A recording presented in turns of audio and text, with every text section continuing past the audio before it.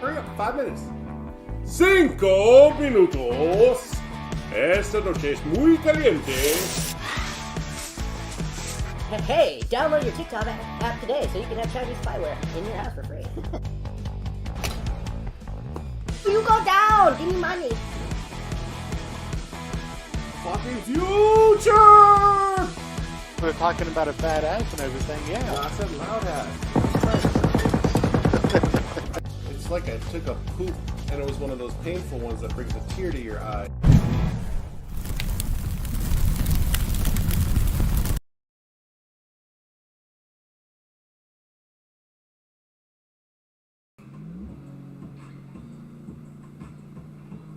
Oh, look at that sleeping baby. You're over it, aren't you? It's okay, I'm not mad at it. Stay. Stay, that's a good girl.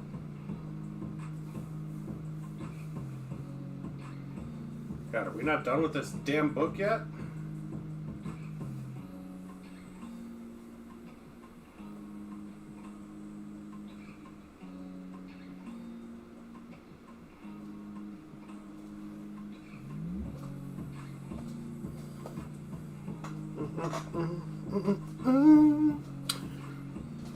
What we gonna drink out of? A thing?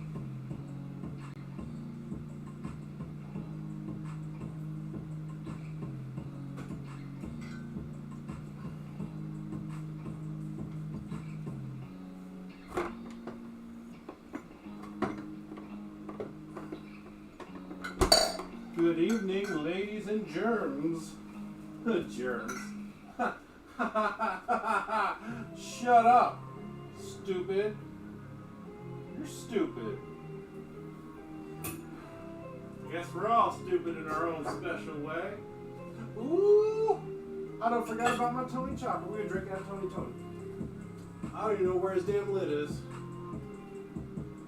Fuck, how long's it been? Probably not a good idea. Don't do it, psycho. Don't tell me how to live my life. A little bit of sheetrock dust ain't killed nobody. Especially not a freaking robust sumbitch like me. I won't even get the shit from this.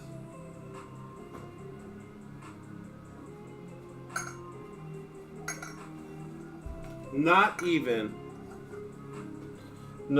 un porquito. So the question is, what we gonna drink? What we gonna drink tonight? We got the Bullet, we got the Crown Peach, we got the High West Bourbon and Double Rye. Did we finish? The Chicken Cock, possibly.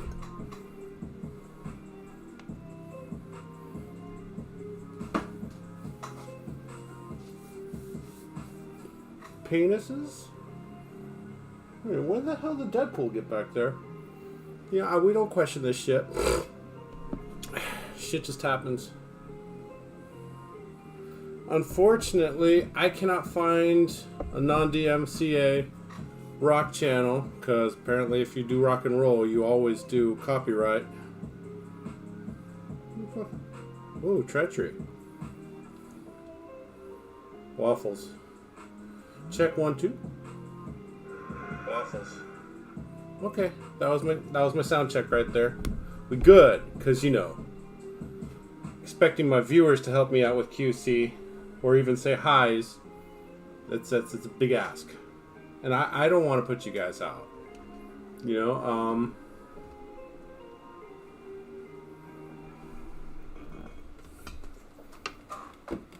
oh, that don't work. Ooh, don't do that. What, have expectations? Yeah, don't do that either. That's gonna hurt your feelings the most.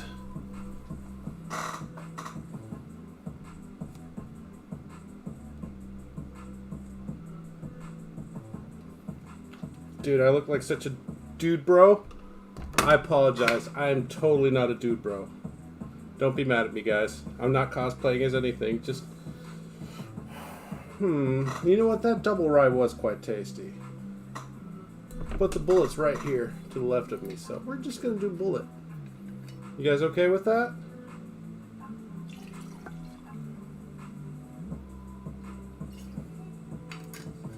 just a little teeny tiny pour. Good evening, boys and girls, ladies and gentlemen, children of all ages. Welcome to the Psycho Veteran Show. Tonight's Books and Bourbon. I'm gonna give you guys a minute or two to filter on in. Meantime, I'm not gonna tell you anything about how my day went. I had a day today. It was better than most days. Had Mexican. That was nice. There was an emergency fire that I had to put out, and we did that. Oh, I did some actual adulting today. I fixed my oven door. It's only been broken for about 8-9 months. No big deal.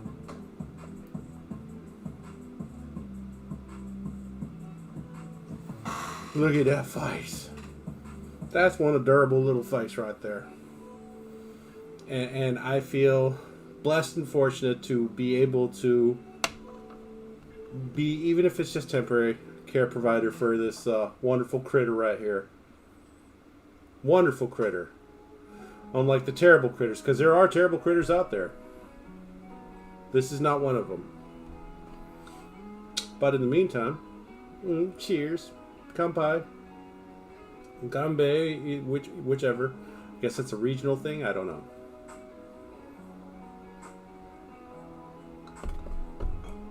Oh. Ooh! That is sweeter than I remember.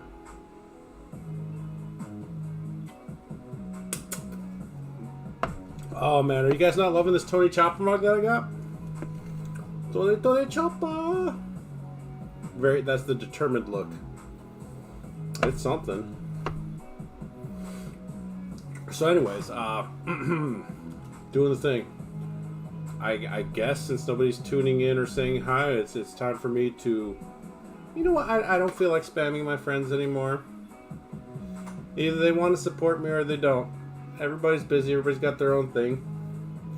Oh, I didn't get a notification. You're right, because me doing this thing 6 days a week is not notification enough. Whew.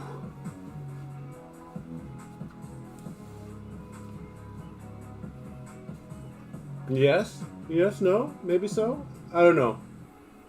I think I look pretty dutiful in a baseball cap. Some about it. Not everybody can pull it off, but me and my big old head, if we can find a cap that fits, we're killing it. And if I'm not, please let me know, because I will do nothing to change it, because you can't change my opinion on this, but you're more than welcome to try. What you think, dog? Yeah? Alright then. No, don't move. You're doing so good on the cutie pie. Oh, good. Just keeping her face camera front, you know. It's important. Can't just have her doing whatever. It's unacceptable.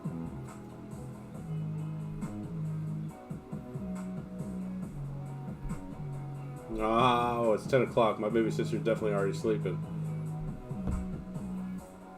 As a matter of fact, since she probably has to be at work today, or had to be at work today, I don't know.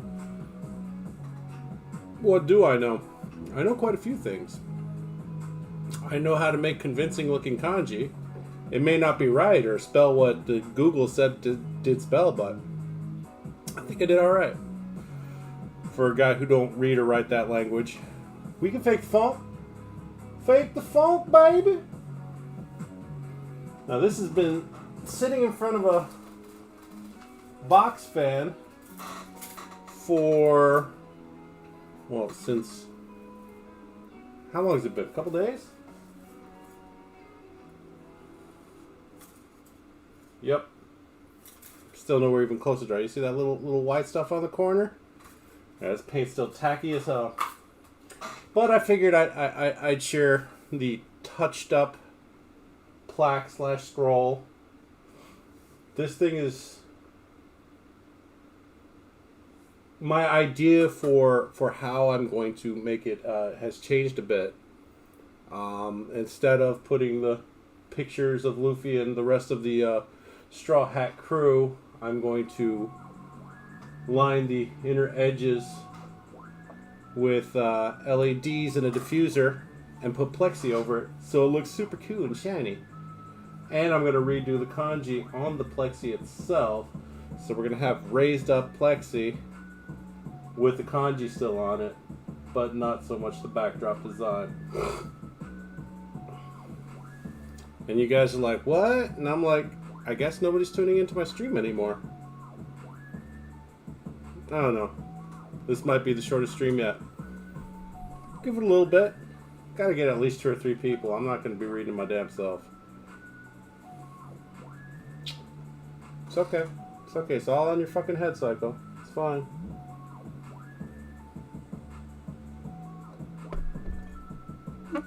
Whew. That bullet, though. It don't miss. Anyways. Did you guys have an okay day? Yes, no, maybe so? Okay. Fine. Keep your secrets. Ooh!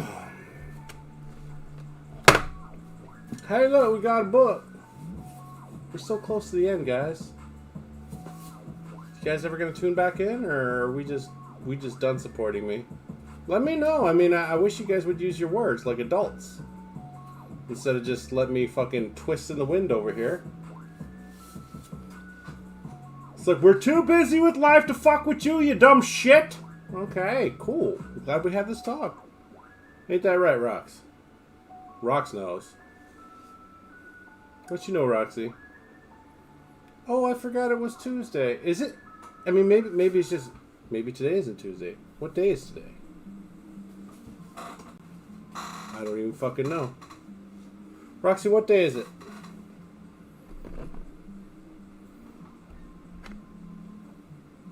Oh.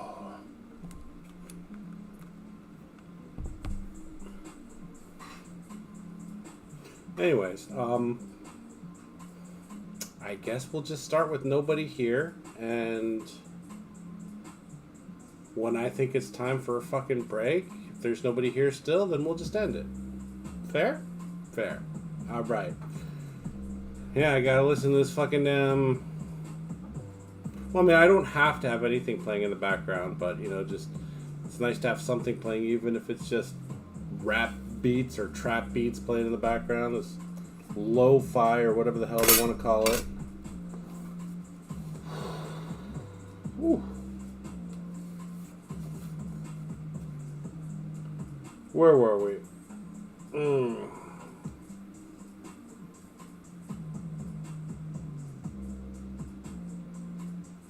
One evening that got everyone talking during the recording of Illusions 1 and 2 was the day there was a huge commotion in the alley.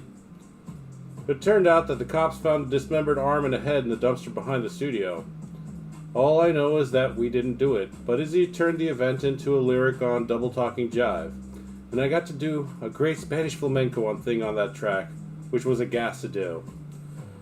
That song has a really cool electric solo, too, that morphs into an acoustic flamenco groove. There were a few songs that were very involved guitar-wise on those albums. Strange was a big, long song. I used a Les Paul Gold Top on it. I recorded all the melodies on the rhythm pickup with the tone turned all the way down. November Rain was tough too, as was another Axl song called Breakdown. Those were all piano-driven and they needed accompaniment. The guitar and bass parts had to be thought out and done precisely. Those songs were all pretty fucking cool, I have to say. But they took some work.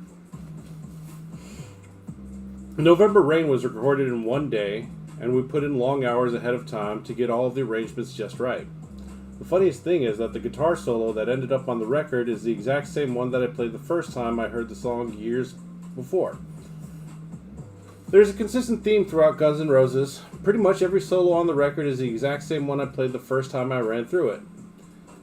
It's just the way the song felt to me every time we got to that section. So, throughout the band's history, when we were playing the songs live or on record, give or take a few notes here and there, my solos, which have always been more melodies than flat-out busting moves, have always been the same series of notes I heard within the music from the very start. The end result was there was always a sense of familiarity that I enjoyed, and we'd play those songs and get to those sections.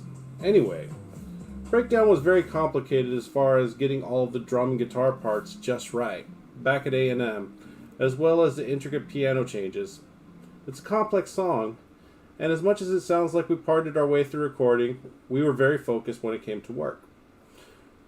That song was hard on Matt especially. He lost it a few times trying to get the drums perfect. Like I said, we did a song a day, but some days were longer than others. I don't know, that's pretty impressive. A song a day?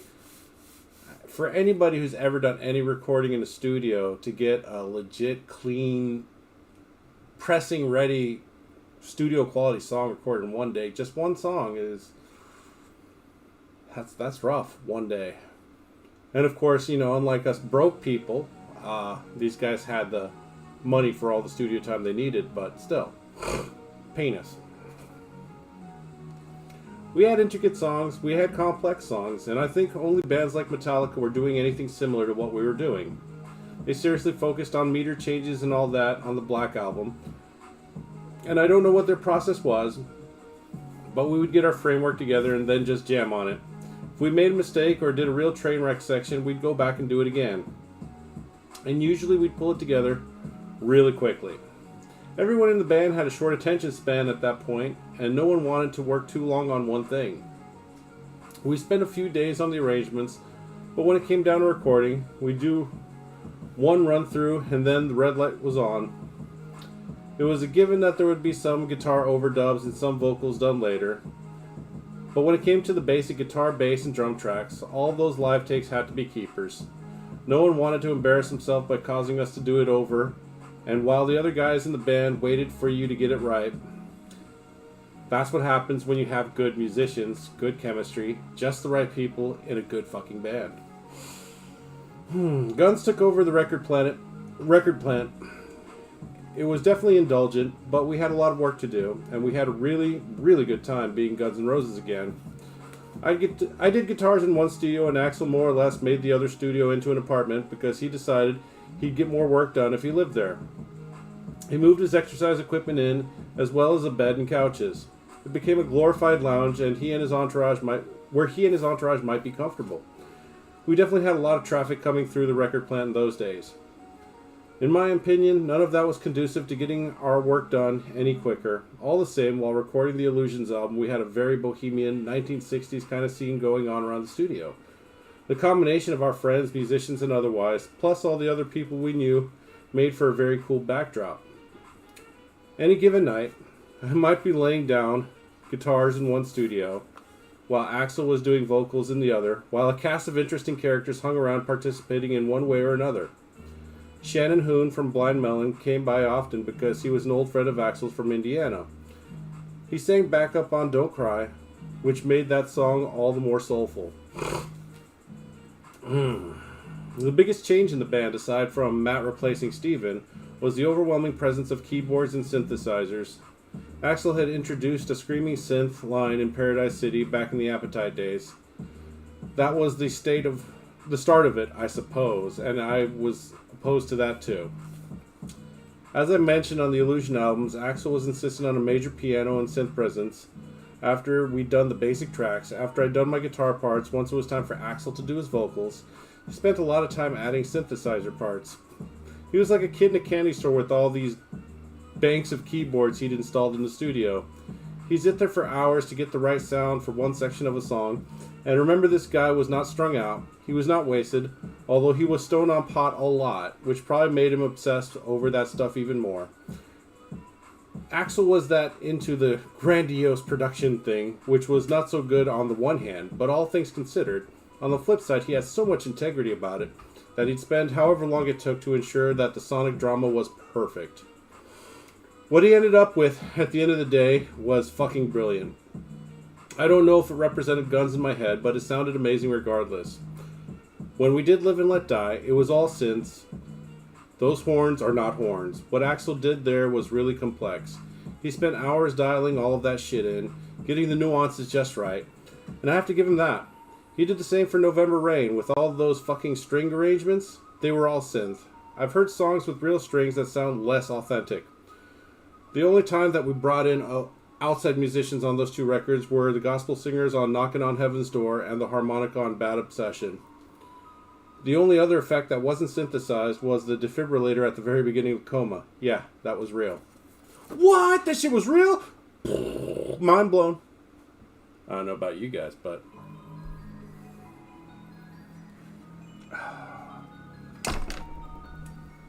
I don't know. We're gonna keep going, Rox? What say you, Mama?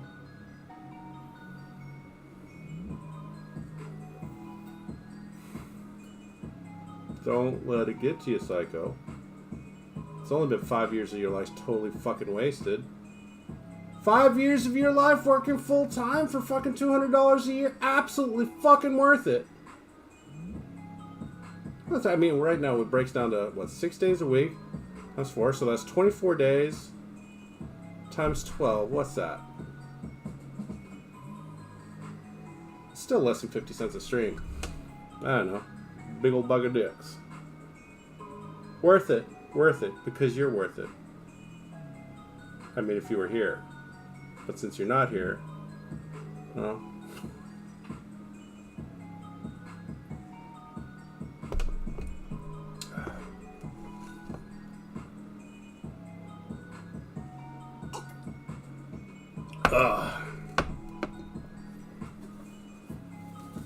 What is a safe space? I'm not quite sure. I did I mention safe space? I didn't think I did. A safe space is anywhere close to me. That's a safe space if you're my friend.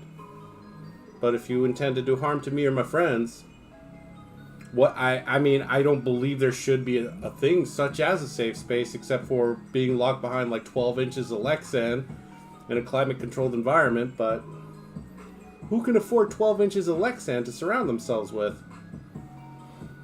Sounds expensive. And that's only bullet-resistant, because remember, kids, nothing is bulletproof. You're just using the wrong bullet. I mean, I don't have rules. I mean, I have standards, which seems to be a thing of the past. Standards and shame. I'm pretty much made of standards and shame. That's why I'm so disappointed and so angry all the time.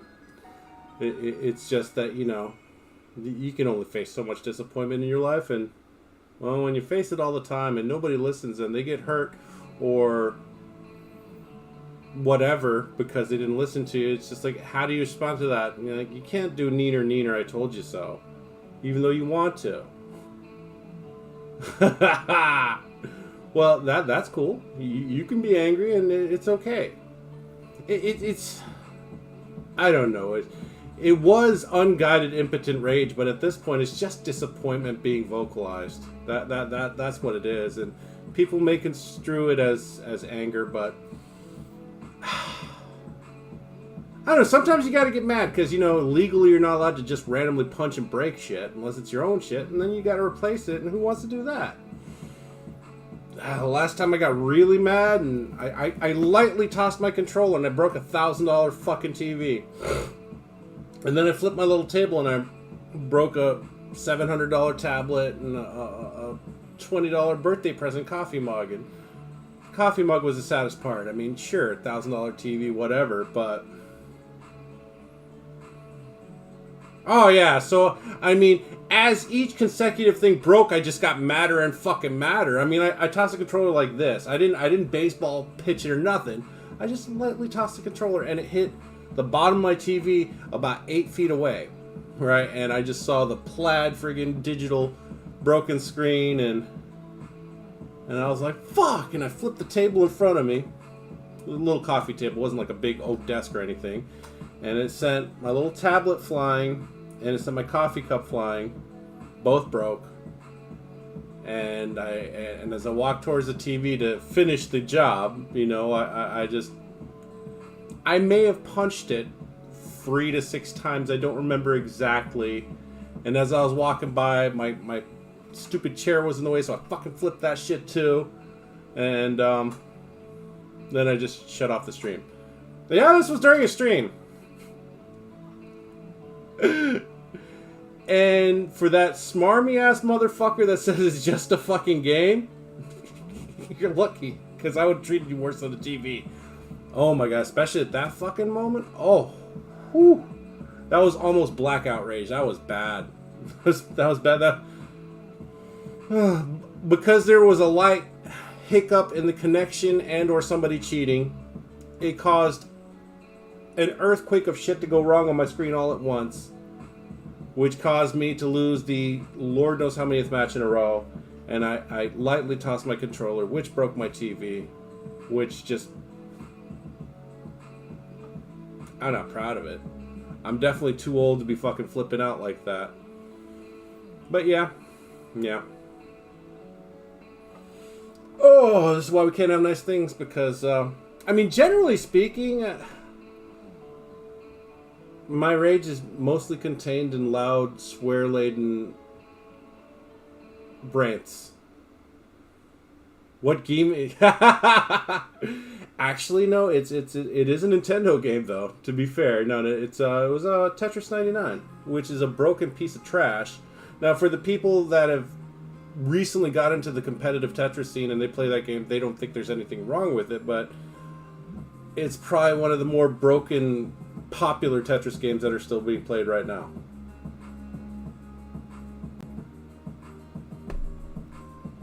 Oh, that tastes like whiskey right there.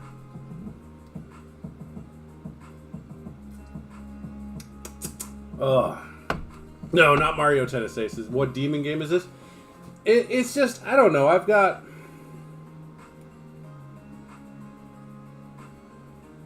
Well, okay, so you know, the TV I had was I want to say it was a Samsung OLED 7 series. It was a 4K 120 hertz fucking refresh, basically 1 millisecond fucking lag TV. It was designed for the Xbox One, and whoo. Yeah, you know, I'm not even bothered by that. A lot of the mechanics in the game kind of bother me, because if you're being attacked, you can stall, you can switch to defense and so on. There's a lot of baby dick bullshit you can pull, even though the damage has already been sent, to either deflect or delay the damage coming in. And I'm not a technical player.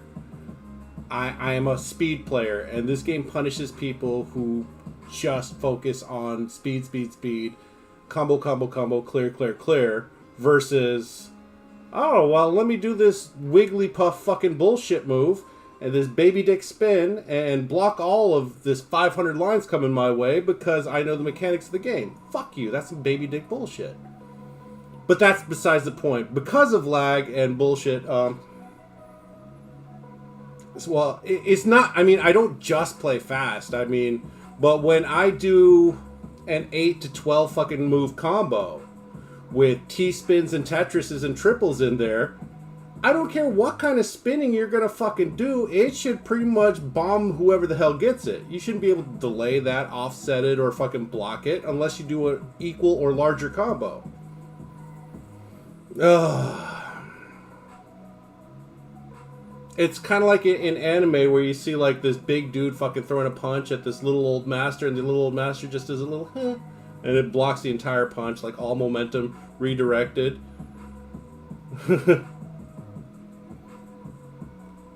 Well, I just know that a lot of people that have beaten me in T99 aren't worthy of sniffing my farts through a Capri Sun straw out of a champagne glass. I'm telling you.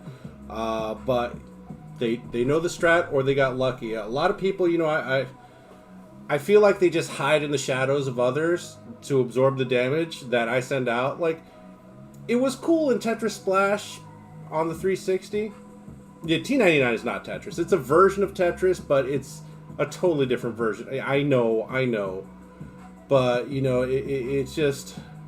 If I had a good combo, I could clear 3 or 4 people out with that same combo. And it would be instant. There would be no delaying or stalling, right? Now, there was an issue with targeting. Since the lobbies were so small, you could watch when damage was about to come your way and then just quickly clear a combo to block it. I know, but it's just not... The brain knows better, but the heart doesn't. And I'm all heart when it comes to that fucking game. And now, I do want to get into the best version of Tetris, which is Tetrio fan-made game next to no lag, but I do not want to play with a controller. I want to play it with a joystick, but A, I can't find a decent joystick that I can use on console as well, and B, that's going to take about 6 to 8 months worth of hardcore grinding for me to get anywhere good enough. Don't you southernism me, bless my heart. Shit. Yeah. It'll take about 6 to 8 months before I feel like I'm proficient enough to actually show out. Like, hey, look what I can do. Because then we'll definitely have the camera on my fight stick, and well, A, finding the right fight stick with the right feel, and B, getting the skills up to where I'm confident enough to display and do the thing. Well, I was trying to read, but you know, I was just having a little pity party. Actually, was it Saturday, Sunday, Monday? No, okay, no. It's 4 days in a row where I'm averaging 2 or less viewers, and it is absolutely fucking killing me, because kids basically doing slave labor for fucking Nike are making more money than me at this fucking stream shit, and they didn't spend any of their fucking money for their setup. I'm just saying, slave labor makes more money than I do at the stream, and I know it's not about the money, and you know, having principles and not playing all the friggin' damn games that the kids want you to play, and it'll put you in that special category of, it tells people 2 hours after I start streaming that I'm streaming bullshit category. And you know, having a regular schedule, changing it to earlier hours, none of it fucking worked to grow the channel. So at this point, my most popular stream, Tuesdays and Wednesdays, Books and Bourbon Tuesdays and Bobby Ross Wednesdays, I'm lucky to hit 2 or 3 viewers, and it's eye-twitchingly irritating. I mean, usually we average around 6 to 7 viewers or whatever, maybe a little bit more, peak of 9 to 12. And I was thinking about spamming my friends, but you know what? I'm tired of spamming them. I'm like, hey, remember this thing I do every day? Be nice to have your silent support, a little high, all that shit. Flux 101, thanks for the follow. Welcome to the channel. We're just having a little heart-to-heart over here about being male. Being male and basically doing the whole influencer streamer shit on Asian difficulty, because you know, heaven forbid you not be a weak 7 with a low-cut top and female.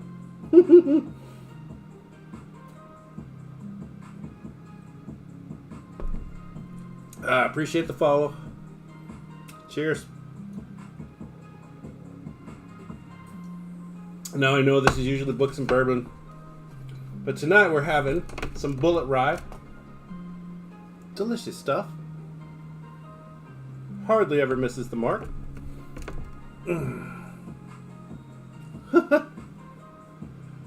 Oh, right.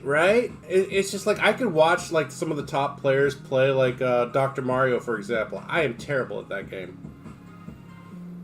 I guess my brain can only handle shapes. It can't handle colors and shapes, because then it gets complicated. Like columns, oh my god, I love playing it. I love the music, but actually being good and proficient at it, not so much. Multiple colors in the same piece, oh, that's no. Tetris, everything, four squares. Okay, I can work with that. I've been playing it since it first came out. Shh, don't want to talk about how old I am. So let's not worry about that. And no, I don't do tennis. Obviously, you can tell by my full-size cheeks that I don't sport. Sometimes I lift something heavy and regret it instantly. 41. I would say I remember 41, but I think that's around Books and Bourbon started. Isn't 41 the answer to everything? Or was it 42? No, 41. Yeah, well... What, Tetris isn't 41, is it? No. Tetris came out in the mid-80s. For the 2600 and the Amiga and Commodore and all that shit. Tetris isn't 41. Oh, okay. I was like, hold up. I haven't been playing Tetris since I was 2, because Tetris wasn't out when I was 2. Or something like that. I don't fucking know. God, how old am I turning? Oh, God. I don't want to talk about it.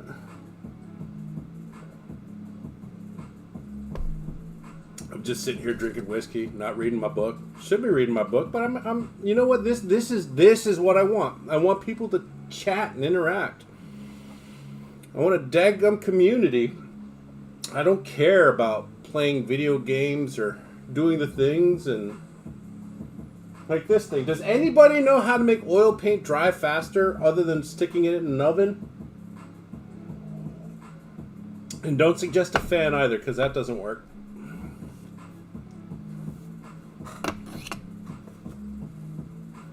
Have you guys seen my emotional support machete? I haven't busted out with it in a while, but...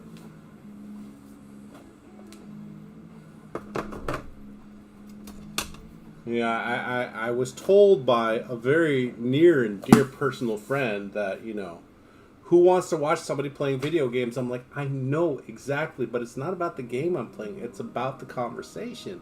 Let's talk about whatever, you know? But this is from a person who doesn't even say hi most times that they're supporting the channel. I'm like, yeah, but I'm supposed to be able to maintain a one-sided conversation for 2-3 hours straight. Carson had his Ed McMahon, you know? Letterman had the weird guy with the glasses. What was his name? Doesn't matter. But, you know. Oh, well, near dear personal friend. That's the first thing. How long you been creeping over here? You say whatevs. I didn't call you out by name. I didn't even mention your dadgum gender. You calm down there, sarcastic RN. But ain't nobody... Okay, well. Let's get back to the book before I get too drunk to read. Shit. I've just been drinking straight hooch for almost an hour straight. And where's that getting you, psycho? Drunk. No matter. Look at this dog. You'd think she was a stuffed animal. What? Boop, boop, boop, boop. Not stuffed animal, real. Real dog. Alright, I guess we'll get that back to the book. Since nobody wants to see my emotional support machete. See how it is, guys. Well, at least thanks for chatting for even just a little bit. I don't think this is a real Damascus, but it looks cool. Look how cool that looks. No, this is not my emotional support machete.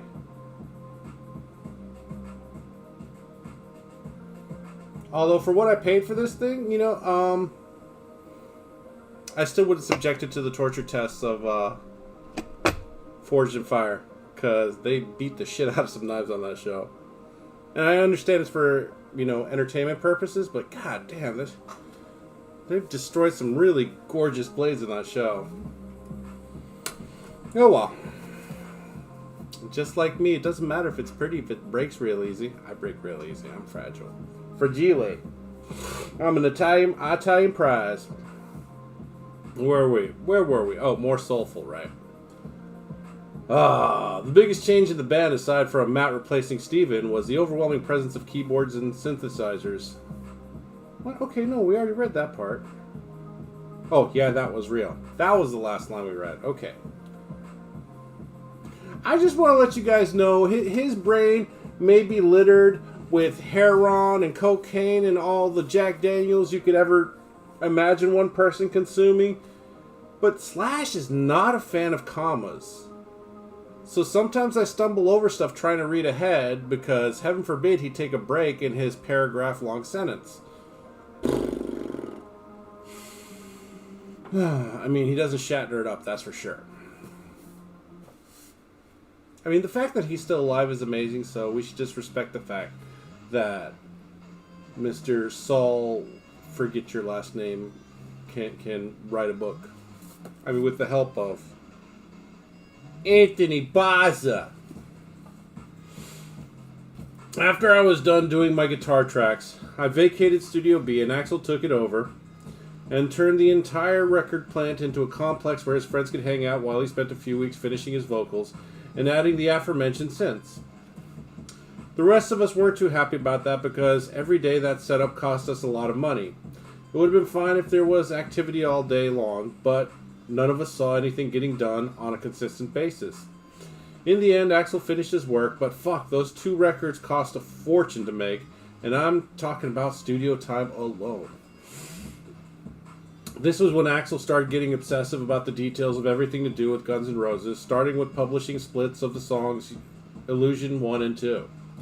The days of band members getting a straight 20% were long gone because there were so many outside writers this go-around, especially on the old songs that existed before Guns that were now in the equation of, such as Back Off Bitch. But we also had to factor in Matt, who wasn't a full-fledged member. He hadn't been around during the writing of the songs, though he played on all of them. In the end, because of contributors like Paul Hughes and West Arkeen and Del James, Axl insisted upon splits that were like 22.75% or 32.2% per song for us core members. It was mathematically worked out according to who wrote what, which made it easy in the sense that we'd never have anything to fight over, but at the same time it was poured over and complicated things to a corporate degree. The songs that worked on in Chicago also posed a problem because those months were so disjointed for the most part. Axl wasn't even there. So the splits he devised for songs like Garden of Eden, Don't Damn Me, and Get in the Ring were totally arbitrary. Duff and I wrote them instrumentally when Axl wasn't even in the room. There were piano-driven songs with complex guitar parts that I had to write and arrange, and that I wasn't even being given a songwriting credit. It was the same with November Rain and Estranged, to be specific. It concerned me to say the least, but I chose to overlook it. See, it's a good thing Slash wasn't greedy, Axl. When it came to getting the album mixed, we had a decision to make. Thompson and Barbiero, who'd mixed Appetite, were no longer a team. The temperament of the band, as we now were, didn't suit them, or their temperament didn't suit us. I can't remember which. We decided to hire Bob Clearmountain, a guy whose credentials spoke for themselves. He'd mixed everyone from the Kinks to Bowie, to the Stones to Springsteen. We had a lot of material ready for him to start on, while Axl continued to work on what wasn't finished yet. Clearmountain came in and talked endlessly about Q Sound 5.1, a technology that was still in its formative stages. He was really into it, and I remember that he got Axl pretty excited about it too. That was all great, but I wasn't having it at all. Q sounded like a wash to me.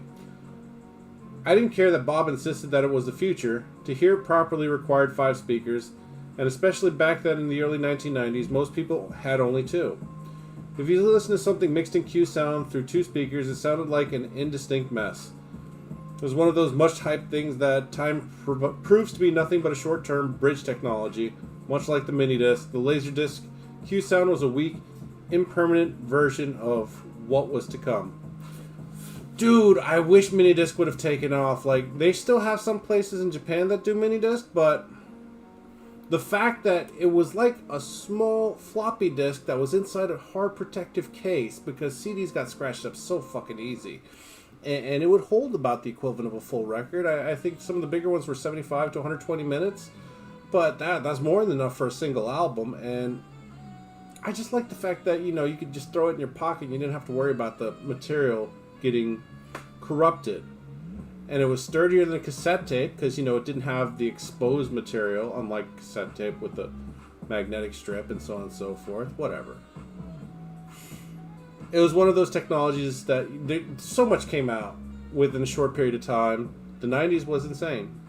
But the early 2000s weren't much different as far as new stuff coming out. Anyways, penis. There I go, showing my age again.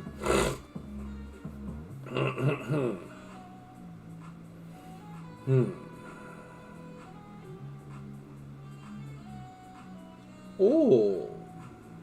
That said, rather than make a big scene and get the whole band up in arms, which would have resulted in Axl and me arguing the pros and cons of Q Sound until we were blue in the face, I bit my lip and hoped that this would work out. And it did.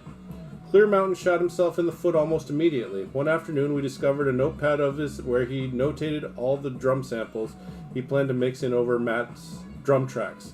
I'm not a drummer, so I can't explain the technical ins and outs, but he'd brought in samples that would change Matt's sound drastically. We showed it to Matt, who had no idea, and he wasn't too pleased at all. And that was the excuse we needed to fire Bob Clearmountain. How are you going to replace somebody entirely? That's some bullshit, dude. Anyways, we ended up hiring Bill Price to mix. We respected Bill's resume, to say the least. He'd mixed the first Pretenders record, the Sex Pistols, Never Mind the Bollocks, and as far as I was concerned, that was all that I needed to know to sign off on him. Bill worked out of a studio in Larchmont, California, and I made it my personal mission to be there every day, watching him work, contributing where I could, and ensuring the mixes he did each day were sent out to Axl's house in Malibu immediately. It was a long, tedious process. I'd show up in the early afternoon and listen to the mix that Bill would have up. Once it was at a place where I was satisfied with it, we'd make a tape of it and send it to Axl. We'd hang around the studio or start working on the next song while the messenger got it there. When he did, I must say, Axl wasted no time in listening to the tape and calling in with his comments, which were usually very helpful. We'd then make whatever adjustments needed to be made, mix it down again, and send another copy out to him. And so on, song by song. It took forever to get them all just right, but it was worth it. Let's see, that just seems fucking absolutely wasteful, does it not? Just, whatever, I guess they had the fucking money. Who am I to judge? The Guns N' Roses. During this process, the animosity between our manager, Alan Niven, and Axl came to a head. The rest of us had been trying to squash it for a while, but Axl's issues with Alan had been brewing for years. Since the moment he found out that Alan also managed and produced and co-wrote Great White. There was also the fact that Alan was opinionated about a lot of things, and Axl didn't always agree with his point of view. So at times Axl felt like he was being forced to do things that he didn't necessarily want to do. Axl thought that Alan had developed an ego, that he'd gone from Malcolm McLaren to a Peter Grant, and really Alan's ego was as inflated as ours. I'd been Alan's champion, however, until one incident swayed me against him. One night when Renee and I were at his house, with him and his wife Camilla, Alan said something really inappropriate to Renee. I don't remember what it was exactly, but it was creepy enough that we left immediately. I never forgot it, and I won't repeat it here. As much as I loved Alan for what he'd done to help us, I didn't protest too much when Axl moved to oust him. I knew it was going to happen, but I didn't think that it would be the tipping point. Looking back, I feel that shift was a moment, the pause at the pinnacle of the band's success, and the start of its downfall. All the same, I saw Doug coming. He made a place for himself in Axl's life, and once Axl had made his feelings about Alan clear, I don't think it's a coincidence that Doug was right there to pick up the reins. He had been strategically moving up the ladder from the beginning. He was like an ambush predator, though at the end of the day, no one is more responsible for the demise of Guns N' Roses than Guns N' Roses. Doug Goldstein was a catalyst. His divide and conquer techniques were instrumental in achieving our end. If you run down the history of the demise of great rock bands, more often than not you'll discover that many of them dumped their original manager on their way to grasping the brass ring, and once they did, it all got fucked up. I'm kind of pissed off that we followed that tradition. As self-destructive as we may or may not have been, despite the communication barriers between the members, we had the desire to play music and to move forward at all costs. That an outside influence completely disrupted the band is really a shame.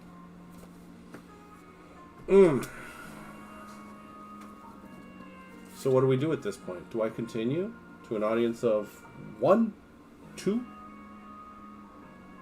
I don't know. Would you guys like me to continue? Because if you guys ask me to, I will. But if nobody says anything, I'll just be like, okay, another unsuccessful night. Let's just fuck off. Walk off into that proverbial sunset.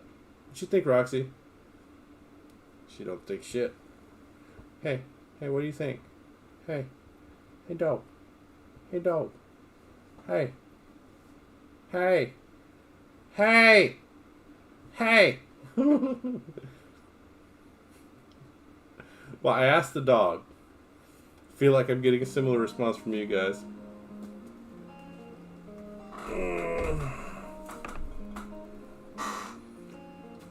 I guess. What are we at? 2 minutes and 38 seconds?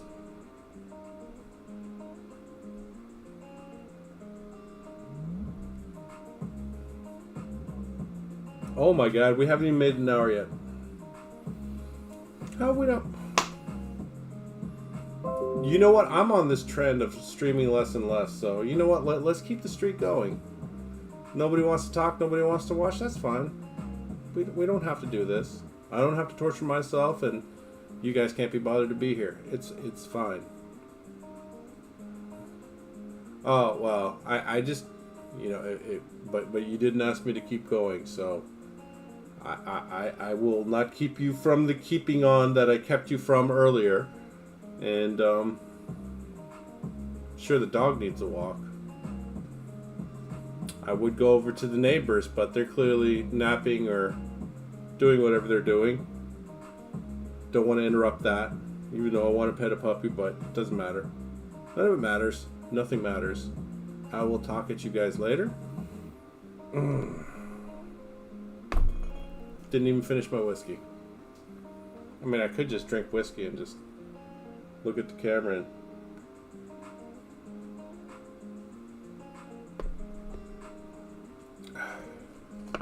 See my adorable little chopper mug? It's adorable. I don't know. This music's fucking killing anything inside me that wants to do anything anyways. I don't know how people can listen to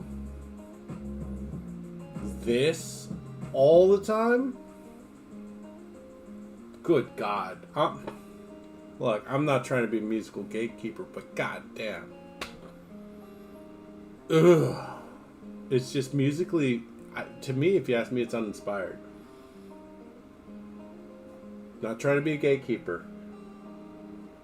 But god dang it, if I could play all the instruments and read music and write music, I could probably crank out something better than this in almost the time it took to make that. No, in less time than it took to make that beat. Whatever. For the beat to play. Penis. Whatever. Okay, well, either way. I've just not been having a good run this this business week, since Friday to Tuesday. That's, Look, if you guys are trying to fucking make me sad, I was already sad. I don't need help with that. No guilt trip.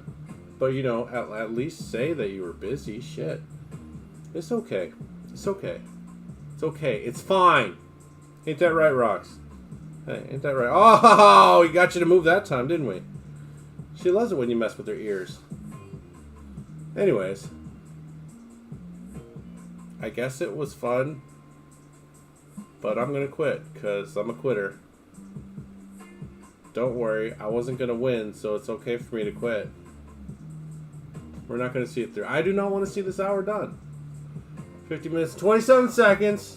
We're done. We're done at this point. Didn't even make it an hour tonight because, you know. It's my favorite stream! Books and bourbon and the art streams. Lying cunts. Everybody who said that who's not here. Okay, bye!